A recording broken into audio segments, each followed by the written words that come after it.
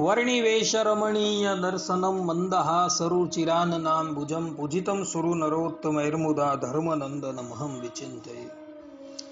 असतो मा षड्गमय तमसो मा ज्योतिर्गमय मृत्युर्मा अमृतं गमयः। ओम शांति शांति शांति। भक्तो, चैत्रवद सप्तमीनो दिवस એ આપણા સ્વામિનારાયણ સંપ્રદાય માટે બહુ મહત્વનો છે। આ દિવસે વિક્રમ સંવત 1886 ના ચૈત્રવદ સપ્તમીને દિવસે રઘુવીરજી મહારાજે વડતાલની અંદર લક્ષ્મી નારાયણ દેવની બરાબર બાજુમાં રણછોડરાયની પ્રતિષ્ઠા કરેલી હતી। ભક્તો, દ્વારકા નિવાસી રણછોડરાય એ વૃત્તાલય કેવી રીતના પધાર્યા એની સંપૂર્ણ કથા જે છે એ હું ફાગણ સુધી એકાદશીના પ્રવચનની અંદર કરી આવેલું છું, કારણ કે એ દિવસે ઠાકોરજી 1881ની સાલની અંદર વડતાલ પધારેલા હતા। છતાં પણ સંક્ષિપ્તની અંદર હું કથા કહી દઉં છું। ભગવાન સ્વામિનારાયણના મુખે દ્વારિકા તીર્થનું અતિશય મહાત્મય સાંભળી ઈચ્છારામભાઈના જ્યેષ્ઠ પુત્ર ગોપાલજીભાઈ તથા બીજા એમના સગા સંબંધીઓ દ્વારકા જવા માટે તૈયાર થયા અને ભગવાન સ્વામિનારાયણે ભોમિયા તરીકે સચ્ચિદાનંદ સ્વામીને એમની સાથે મોકલેલા। સચ્ચિદાનંદ સ્વામી એક ત્યાગી સંન્યાસી હતા અને સ્ત્રી ધનના પરિપૂર્ણ ત્યાગી હતા। એવો જ્યારે દ્વારકા પધારે છે અને તે વખતે ધનના અભાવની અંદર દ્વારકા નિવાસીઓ એમને ગોમતીમાં સ્નાન કરવા દેતા નથી, તપ્ત મુદ્રા આપતા નથી અને ઠાકોરજીના દર્શન પણ કરવા નથી દેતા। ત્યારે અતિશય દુઃખી થયેલા, અતિશય કષ્ટ પામેલા સચ્ચિદાનંદ સ્વામી સાક્ષાત દ્વારકાધીશના દર્શન પોતાને થાય એટલે માટે એ દ્વારકાધીશની આરાધના પરાયણ થાય છે અને કેટલાય દિવસના અંતે જ્યારે દ્વારકાધીશ એમને સાક્ષાત પોતાના દર્શન આપે છે અને કહે છે કે સ્વામી, હું એક બીજા રૂપ ધારણ કરીને તમારી સાથે વડતાલ પધારીશ અને વડતાલની અંદર લક્ષ્મીનારાયણ દેવના સ્વરૂપની અંદર હું રહીશ। તે પછી સચ્ચિદાનંદ સ્વામી, ગોપાલજીભાઈ બધા દુર્ગપુર આવે છે, ભગવાન સ્વામિનારાયણને બધી વાત કરે છે। ભગવાન સ્વામિનારાયણ દ્વારકાધીશ વૃત્તાલય પધાર્યા છે એટલે એનો ઉત્સવ ઉજવવા માટે વૃત્તાલય આવે છે।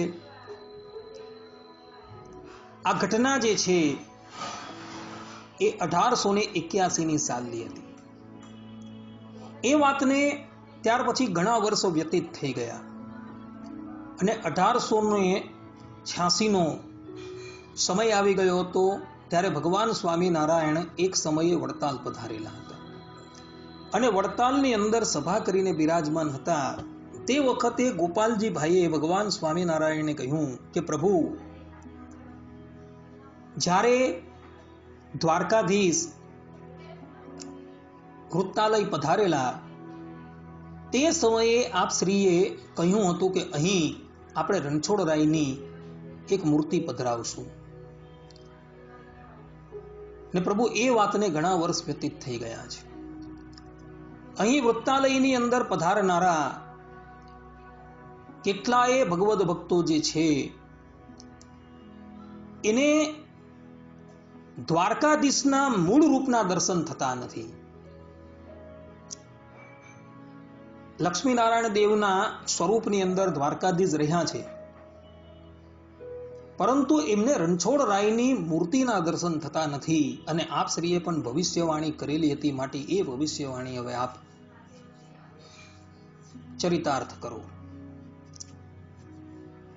અને અહીં વૃત્તાલયની અંદર એક રણછોડરાયની પ્રતિમા જે છે આપ સ્થાપન કરો। ગોપાલજીભાઈની વાત સાંભળી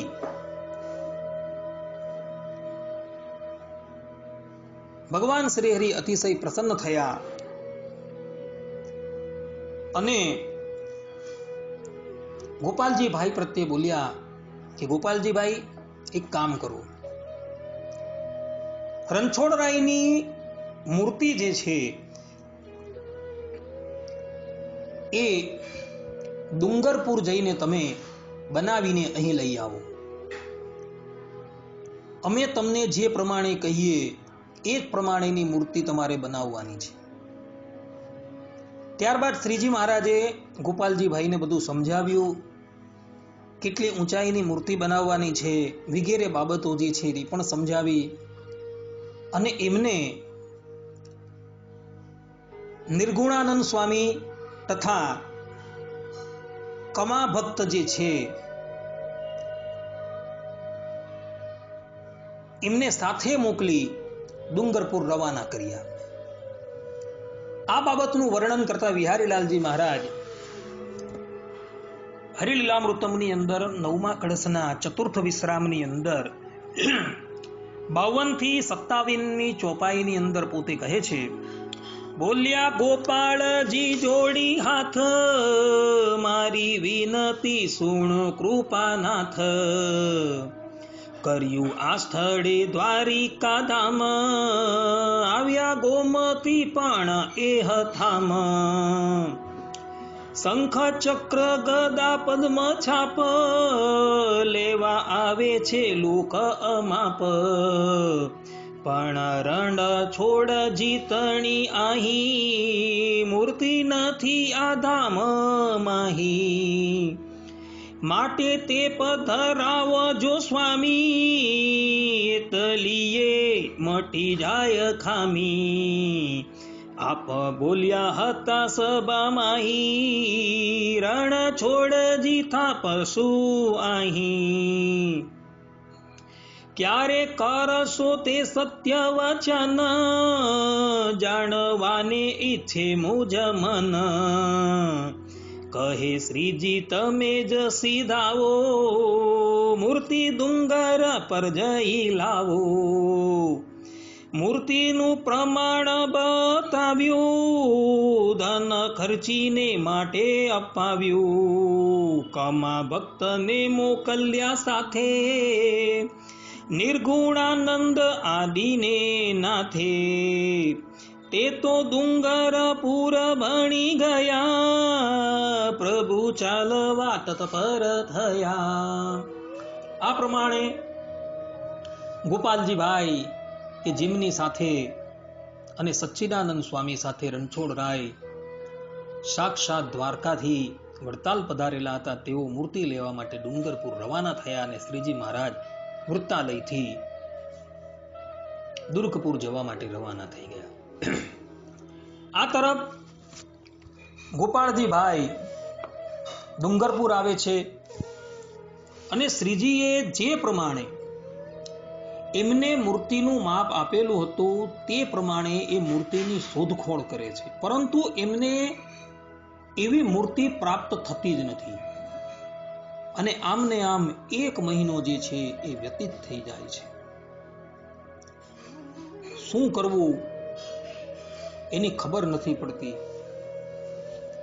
ભગવાન સ્વામિનારાયણે જે પ્રમાણે રણછોડરાયની મૂર્તિનું માપ આપેલું હતું અને જેવો ભાવ કહ્યો હતો એવો ભાવ કોઈ મૂર્તિની ઉપર એમને દેખાતો જ નહીં હતો. અંતે નિરાશ થઈ જાય છે, શરીરે પણ અતિશય દુર્બળ થઈ જાય છે. ભગવાનને ઘણી પ્રાર્થના કરે છે ત્યારે એક દિવસ સ્વપ્નની અંદર ભગવાન સ્વામિનારાયણ પધારે છે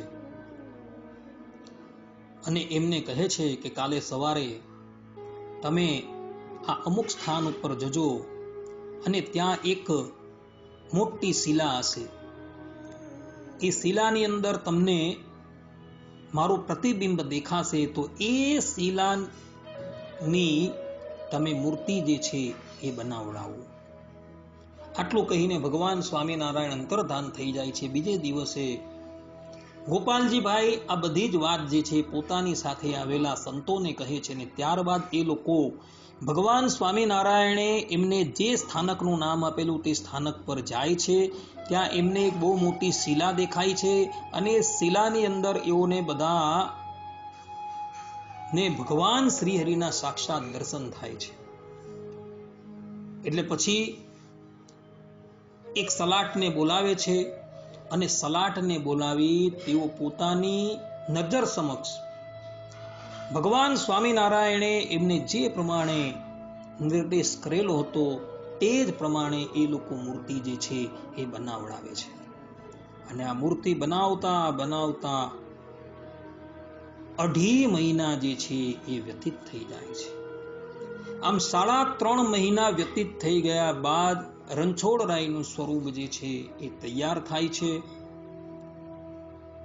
ભગવાન સ્વામિનારાયણે જે પ્રમાણે કહ્યું હતું તે જ પ્રમાણેનું સ્વરૂપ અને એવો જ ભાવ એ મૂર્તિની ઉપર જોઈને ગોપાળજીભાઈ અને સાથે આવેલા સંતો ભક્તો અતિશય પ્રસન્ન થાય છે. અને પછી સલાટને એના કામ બદલ યોગ્ય વળતર ચૂકવીને એ સ્વરૂપ લઈને એ લોકો વડતાલ આવે છે. અને વડતાલની અંદર એ સ્વરૂપ વ્યવસ્થિત મૂકીને પછી એ બધા ગઢપુર આવે છે. અને ગઢપુરમાં આવે છે ત્યારે શ્રીજી મહારાજ દાદા ખાચરના દરબારની અંદર બિરાજમાન હોય છે. ગોપાલજીભાઈ ભગવાન શ્રી હરિને દંડવટ કરે છે અને ભગવાન શ્રી હરિ એમને પોતાની પાસે બેસાડે છે અને બધી વાત પૂછે છે. સર્વજ્ઞ એવા ભગવાન બધું જ જાણતા હોય છે, છતાં પણ ગોપાલજીભાઈને પૂછે છે કે વત્સ, તમે આટલા બધા દુર્બળ કેમ થઈ ગયા છો? ત્યારે ગોપાલજીભાઈ બધી જ વાત જે છે એ વિસ્તારીને ભગવાન શ્રી હરિને કહે છે.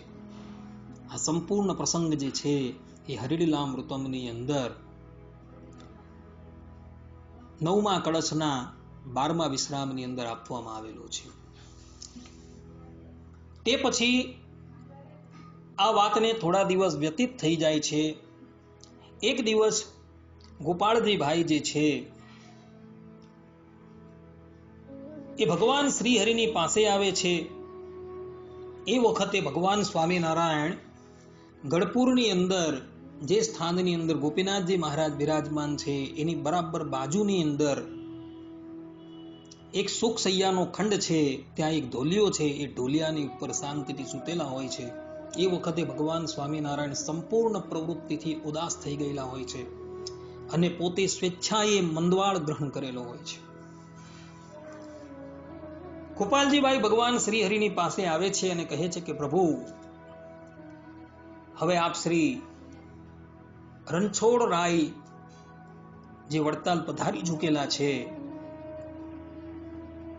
મૂર્તિના રૂપમાં પણ એ પધારી ચૂકેલા છે અને સાક્ષાત રૂપની અંદર પણ એ પધારી ચૂકેલા છે, તો હવે એની પ્રતિષ્ઠા સંબંધી કંઈક વિચાર કરો. ગોપાલજીભાઈની વાત સાંભળી શ્રીજી મહારાજ મયારામ ભટ્ટને પોતાની પાસે બોલાવે છે અને કહે છે કે ભટ્ટજી, એક સારું મુહૂર્ત જે છે એ કાઢીને આપો. ભટ્ટજી પોતાની પાઘડીમાંથી પંચાંગ કાઢે છે અને પ્રભુને કહે છે કે પ્રભુ, ચૈત્રવદ સપ્તમીને દિવસે મુહૂર્ત બહુ સુંદર છે. એ દિવસે જો આપ પ્રતિષ્ઠા કરો તો એ બહુ ઉત્તમ હશે. ભગવાન સ્વામિનારાયણ કહે છે કે ભટ્ટજી, અમે તો મંદવાળ ગ્રહણ કરેલો છે, માટે અમે તો હવે દુર્ગપુર છોડીને એટલે કે ગઢપુર છોડીને કશે જવાના જ નથી. માટે અમારા સ્થાનની ઉપર રઘુવીરજી મહારાજ જે છે એ વૃત્તાલય જઈ આ મૂર્તિની પ્રતિષ્ઠા કરશે. ત્યારબાદ રઘુવીરજી મહારાજ, અયોધ્યા પ્રસાદજી મહારાજ, સદગુરુ ગોપાળાનંદ સ્વામી, મુક્તાનંદ સ્વામી, રામપ્રતાપભાઈ, ઈચ્છારામભાઈ બધાને ભગવાન સ્વામિનારાયણ પોતાની પાસે બોલાવે છે અને બધાને આજ્ઞા કરે છે કે વૃત્તાલયની અંદર રણછોડરાય પધરાવવાના છે, માટે તમે રામપ્રતાપભાઈ અને ઈચ્છારામભાઈ એ ધર્મકુળના આ 2 જણને બાદ કરતા સમસ્ત ધર્મકુળનો પરિવાર તથા સમસ્ત પરમહંસો જે છે એ વૃત્તાલય પધારો. કારણ કે ચૈત્રવદ સપ્તમીને દિવસે આપણે મુહૂર્ત સારું પ્રાપ્ત થયું છે, માટે એ દિવસે આપણે રણછોડરાયની પ્રતિષ્ઠા કરવી છે. રઘુવીરજી મહારાજ દ્વારા આ મૂર્તિ જે છે એ પધરાવવામાં આવશે. ભગવાન સ્વામિનારાયણની વાત સાંભળી રઘુવીરજી મહારાજ ભગવાન શ્રી હરિને કહે છે કે પ્રભુ, આપ હયાત છો અને હું મૂર્તિ પ્રતિષ્ઠા કરું એ યોગ્ય નથી. ભગવાન સ્વામિનારાયણ કહે છે કે અમારી આજ્ઞા છે, માટે તમે મૂર્તિ પ્રતિષ્ઠા કરવા માટે જાઓ. ત્યારબાદ રઘુવીરજી મહારાજ પોતાની સાથે આવેલા અયોધ્યા પ્રસાદજી મહારાજને કહે છે કે જ્યેષ્ઠ ભ્રાતા, તમે અમારા કરતા વયે કરીને મોટા છો, માટે વૃત્તાલયની અંદર રણછોડરાય જે છે એ તમે જ પધરાવો. પોતાના ભાઈની વાત સાંભળી અયોધ્યા પ્રસાદજી મહારાજ કહે છે કે રઘુવીર, ભગવાન સ્વામિનારાયણે જે પ્રમાણે દેશ વિભાગનો લેખ કરેલો છે એ પ્રમાણે વૃત્તાલય ગામ જે છે એ તમારા ભાગની અંદર આવે છે, માટે તમે પોતાના કરકમલો દ્વારા એ રણછોડરાયની પ્રતિષ્ઠા કરો. તમે મૂર્તિ પ્રતિષ્ઠા કરશો ત્યારે અમે પણ ઉપસ્થિત રહેશું. આ પ્રમાણેનું પોતાના ભ્રાતાનું વચન સાંભળી રઘુવીરજી મહારાજ અતિશય પ્રસન્ન થાય છે અને તે પછી બધા જ પરમહંસો સાથે રઘુવીરજી મહારાજ અયોધ્યા પ્રસાદજી મહારાજ દુર્ગપુરથી વૃત્તાલયપુરી પધારે છે. રણછોડરાય વૃત્તાલયપુરીની અંદર પધરાવવાના છે એટલે દેશ દેશાંતરોની અંદર સ્વામિનારાયણ સંપ્રદાયના જેટલા પણ આશ્રિતો રહેતા હતા તેના પર કંકોત્રી તો પ્રથમથી જ લખાઈ ચૂકેલી હતી. એટલે બધા જ હરિભક્તો જે છે એ વડતાલ આવીને આચાર્ય શ્રી આવવાની રાહ જોતા હતા. સમય પર આચાર્ય મહારાજ પધારે છે અને ધામધૂમથી બધા સમયું કાઢીને એમને મંદિરમાં પધરાવે છે. ત્યારબાદ કેટલાય દિવસથી ઉમરેઠના વિદ્વાન બ્રાહ્મણોએ યજ્ઞનો પ્રારંભ કરી દીધેલો હતો. યજ્ઞકુંડની સમીપની અંદર રણછોડરાયને પધરાવવામાં આવેલા હતા. પ્રતિષ્ઠા સંબંધી બધી જ વિધિઓ જે છે એ પૂરી થઈ ચૂકેલી હતી. રઘુવીરજી મહારાજ સ્વયં પોતે પ્રતિષ્ઠાના આગલે દિવસે બીજી જે પણ કંઈક વિધિ બાકી હતી એ બધી પૂરી કરે છે અને ત્યારબાદ રણછોડરાયનું સ્વરૂપ જે છે એ લક્ષ્મીનારાયણ દેવની બાજુમાં પધરાવવામાં આવે છે. ભક્તો, લક્ષ્મીનારાયણ દેવનું સ્વરૂપ ભગવાન સ્વામિનારાયણ દ્વારા પધરાવવામાં આવેલું છે. એ સ્વરૂપને સહેજ પણ સ્પર્શ કર્યા વગર, સહેજ પણ એને આમથી તેમ કર્યા વગર રણછોડરાયનું સ્વરૂપ જે છે એ લક્ષ્મીનારાયણ દેવની બાજુમાં પધરાવવામાં આવે છે. કેટલાક અજ્ઞાનીઓ જે છે, પાખંડીઓ છે, એ લોકો બધા એવું કહેતા ફરે છે કે લક્ષ્મીનારાયણ દેવનું સ્વરૂપ જે શ્રીજી મહારાજે સ્થાપેલું હતું તેને એક બાજુ કરીને આ રણછોડરાયજીને પધરાવેલા છે. આ વાત સંપૂર્ણપણે ગલત છે. સર્વજ્ઞ ભગવાન સ્વામિનારાયણ બધું જ જાણતા હતા કે અહીં રણછોડરાય પધરાવવાના છે, એટલે લક્ષ્મીનારાયણ દેવનું સ્વરૂપ જે છે એમણે પ્રથમથી જ એક બાજુ પધરાવેલું હતું. આ વાત અમને વૃદ્ધો થકી જાણવા મળી છે. છતાં પણ કેટલાક જે લોકો જે છે એ પોતાનું અહમ મમત્વ પોષવા માટે ભગવાનની ઉપર પણ મિથ્યા આરોપ કરતા જોવા મળે છે અને બીજા લોકો પર પણ મિથ્યા આરોપ કરતા જોવા મળે છે. એ લોકો કહે છે કે લક્ષ્મીનારાયણ દેવનું સ્વરૂપ જે છે ભગવાન સ્વામિનારાયણે પધરાવેલું હતું તેને એક બાજુ કરીને પછી રણછોડરાય પધરાવેલા હતા. વાત સંપૂર્ણપણે ગલત છે ભક્તો. માટે એવા એ વ્યક્તિઓની વાત જે છે એ માનવા યોગ્ય નથી. પ્રતિષ્ઠાનો દિવસ આવી ચૂકેલો છે. ચૈત્રવદ સપ્તમીનો દિવસ છે. લક્ષ્મીનારાયણ દેવની બરાબર બાજુની અંદર રણછોડરાય જે છે બિરાજમાન થઈ ચૂકેલા છે. પ્રાતોકાળનો સમય છે, સંગૌ વેલા છે, સારું મુહૂર્ત જે છે એ આવી ચૂકેલું છે અને તે જ વખતે આચાર્ય રઘુવીરજી મહારાજે લક્ષ્મી નારાયણ દેવના ખંડની અંદર પદાર્પણ કર્યું અને બીજી જે બાકીની જે વિધિઓ હતી એ બ્રાહ્મણોએ તેમની પાસે પૂર્ણ કરાવી અને તે પછી રઘુવીરજી મહારાજે પડદો ખોલ્યો. બોલો રણછોડ રાયની જય. આ પ્રમાણે મોટો જયઘોષ થાય છે અને રઘુવીરજી મહારાજ રણછોડ રાયની પ્રતિષ્ઠા કરે છે. અને પ્રતિષ્ઠા કરે છે ત્યારે બધાને એવો અનુભવ થાય છે કે જાણે શ્રીજી મહારાજ આજે સાક્ષાત આપણી વચ્ચે ઉપસ્થિત છે.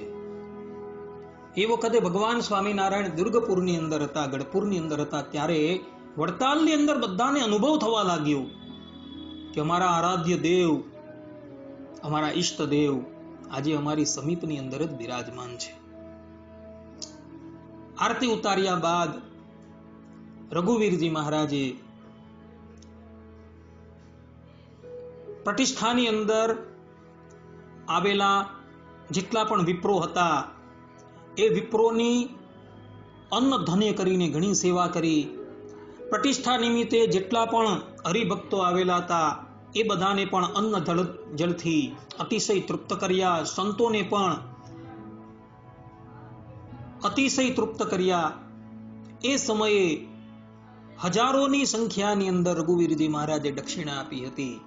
આ સંપૂર્ણ વાત જે છે એ બિહારીલાલજી મહારાજ કૃત હરિલીલામૃતમના 9મા કળશના 13મા વિશ્રામની અંદર લખાયેલી છે.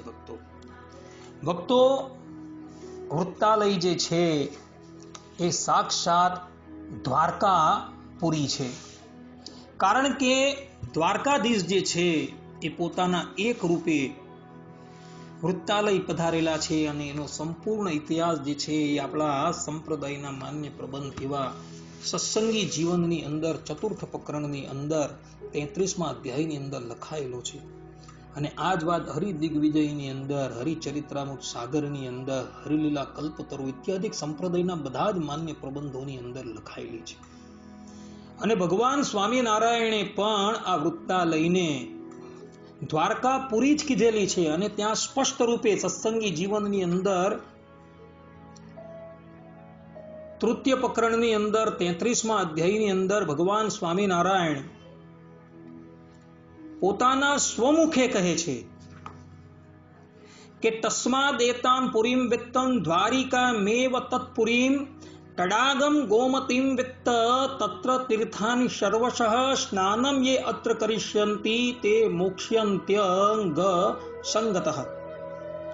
આ પ્રમાણે ભગવાન સ્વામિનારાયણ પોતે કહે છે કે આ વૃત્તાલય પુરીને દ્વારકાપુરી જ જાણો અને પૂર્વોક્ત સરોવરને તમે તીર્થોથી ચોમેર વિટાયેલી ગોમતી જાણજો.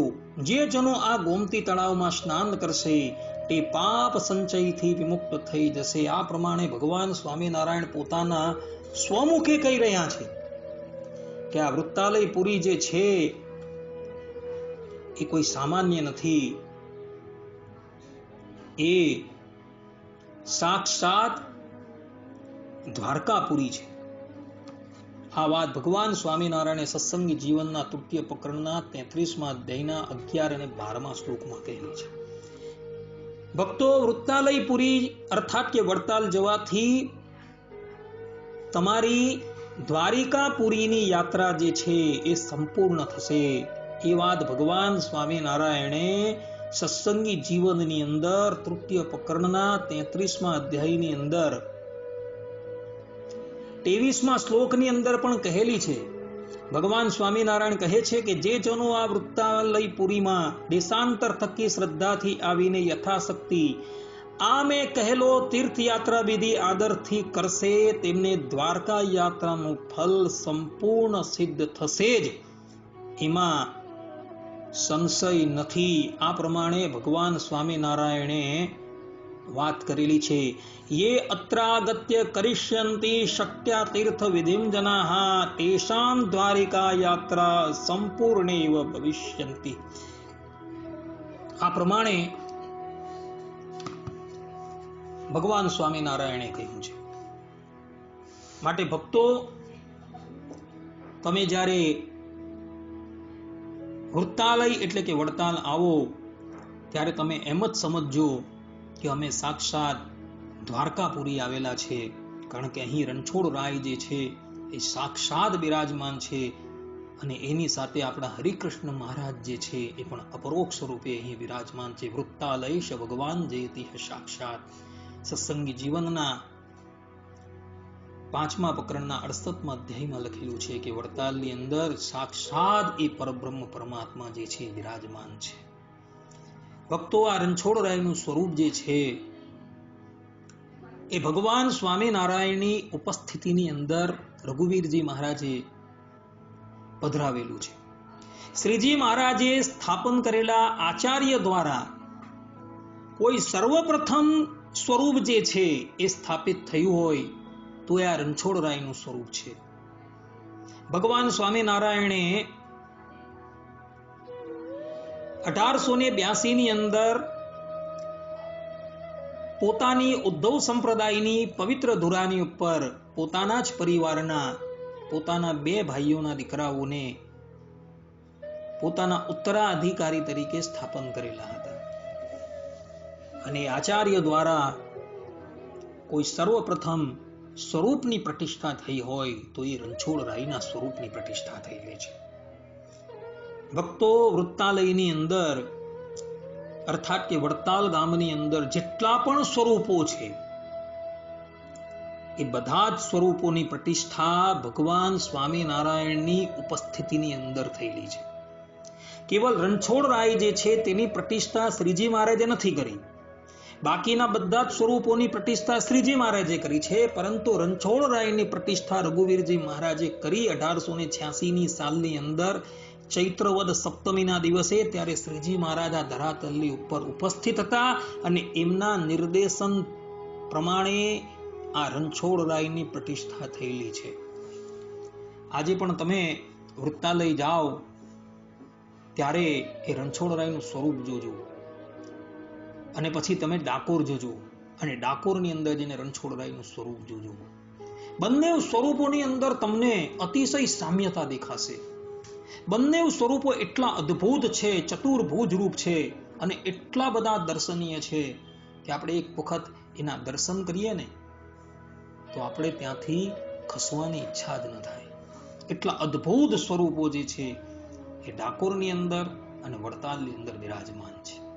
માટે બધા જ ભક્તો ડાકોરની યાત્રા પણ કરજો અને વડતાલની પણ યાત્રા કરજો. ખાસ વડતાલની યાત્રા કરજો, જેથી કરીને તમને દ્વારકાની યાત્રાનું ફલ પ્રાપ્ત થશે. આટલું કહીને હું મારા પ્રવચનને વિરામ આપું છું. સર્વે સંતુ નિરામયઃ, સર્વે સુખિનો ભવંતુ, સર્વે ભદ્રાણી પશ્યંતુ, મા કશ્ચિત દુઃખ ભાગ ભવેત. અસ્તુ. જય સ્વામિનારાયણ.